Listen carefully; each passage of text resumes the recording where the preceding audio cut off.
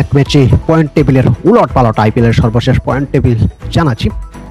Punjab Kings 6টি match খেলে 5টি ম্যাচে তারা জয়লাভ করছে, এখনো পর্যন্ত হারের মুখ দেখেনি। তাদের পয়েন্ট হচ্ছে 11, রান রেট হচ্ছে +1.420।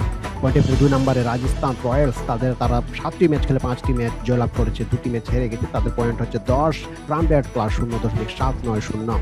পয়েন্ট টেবিলের 3 নম্বরে নেমে গেছে বেঙ্গালুরু, তাদের 6টি ম্যাচ খেলে তারা 4টি ম্যাচ জয়লাভ করছে, 2টি ম্যাচ হেরে গেছে। তাদের পয়েন্ট হচ্ছে 8 এবং রান রেট হচ্ছে +1.171। পয়েন্ট টেবিলের নিচে নেমে গেছেন হায়দ্রাবাদ, 7 ম্যাচ খেলে 4টি ম্যাচ জয়লাভ করছে, 3টি ম্যাচ তারা হেরে গেছে। তাদের পয়েন্ট হচ্ছে 8, রান রেট হচ্ছে +0.820।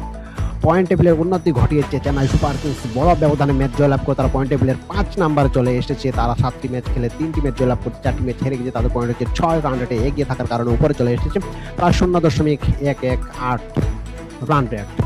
পয়েন্ট টেবিলের 6 নম্বর রয়েছে দিল্লি ক্যাপিটালস, তারা 6টি ম্যাচ খেলে 3টি ম্যাচ জয়লাভ করেছে, 3টি ম্যাচ হেরে গেছে। তাদের পয়েন্ট 6 হচ্ছে, রান রেট হচ্ছে -0.130। পয়েন্ট টেবিলের 7 নম্বরে গুজরাট টাইটান্স, 6টি ম্যাচ খেলে 3টি ম্যাচ জয়লাভ করেছে, 3টি ম্যাচ হেরে গেছে। তাদের পয়েন্ট হচ্ছে 6, রান রেট হচ্ছে -0.821। পয়েন্ট টেবিলের 8 নম্বরে রয়েছে মুম্বাই ইন্ডিয়ান্স, তারা 7টি ম্যাচ খেলে মাত্র 2টি ম্যাচ জয়লাভ করেছেন এবং 5টি ম্যাচ হেরে গেছে। তাদের পয়েন্ট হচ্ছে 8, রান রেট হচ্ছে -0.736।